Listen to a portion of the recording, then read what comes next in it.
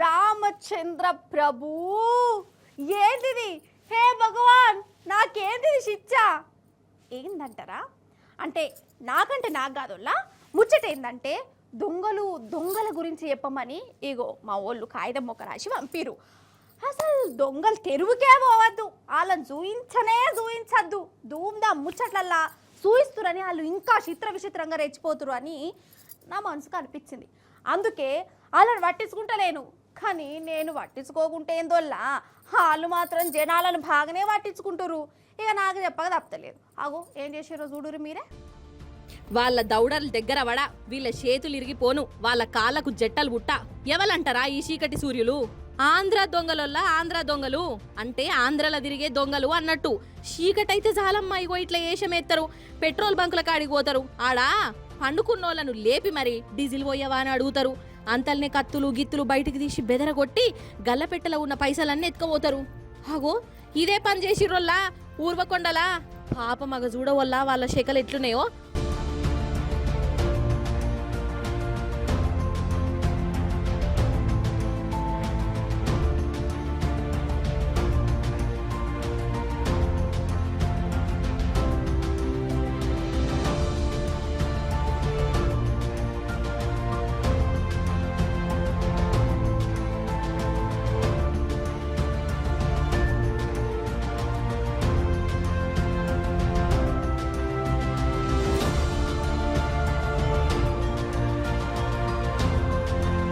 ఆంధ్ర దొంగల కథ గట్లున్నదా?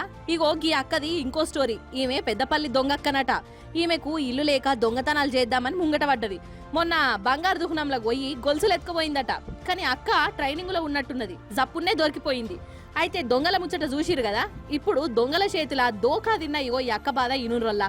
నాకైతే మస్తు పాపం అనిపించింది. నేను నడుచుకుంటా పోతున్నా, అయితే కోర్టు ఎదురుగా వెనుక నుంచి ఒక మనిషి వచ్చి నిన్ను పోలీసు ఆయన పిలుస్తున్నాడమ్మా, అక్కడ నిల్చొని ఉన్నాడు అని అన్నాడు. అయితే నేను ఎందుకు సార్ అంటే, ఏమో అమ్మా నువ్వు పోలీసు ఆయన పిలుస్తున్నాడు పో అని అన్నాడు. లోపల పోతే ఆయన తెల్లగా లావు ఉన్నాడు, ఖాకీ ప్యాంట్ ఉన్నది, తెల్ల షర్ట్ ఉన్నది, టోపీ ఉన్నది పైన. లేదు బంగారం వేసుకొని పోవద్దు, నువ్వు తెయ్యి బంగారం అని అన్నాడు. నన్ను బెదిరించిండు. అయితే బంగారం తీసుకొని లాక్కొని పారిపోయిండు సార్. నేను చూసేసరికి వాళ్ళ బండి చూసేసరికి నాకు టైం ఇవ్వక వాళ్ళు స్పీడ్లో వెళ్ళిపోయారు. అగనట ఆదిలాబాద్ జిల్లా ఉట్నూరునలోల్లా ఏదో పని మీద రోడ్డు మీద నడుచుకుంటూ పోతుంటే కొందరు దేడి దిమాగ్గల్లొచ్చి పోలీసోళ్ళు విలుస్తానని చెప్పి గొలుసులు ఎత్తుకుపోయిర్రట. వాళ్ళను మైసమ్మ మాయం చేయ చూసిరు కదా నోళ్ళ దొంగలు ఎట్లా మోపై పాడేర్రో. ఈ దొంగలు చేయబట్టి మంచి మంచోళ్ళని కూడా నమ్మకుంటా అవుతాంది. ఎవడు మంచోడో ఎవడు ముంచేటోడో అర్థమే అయితలేదు. అందుకే జర పైలములో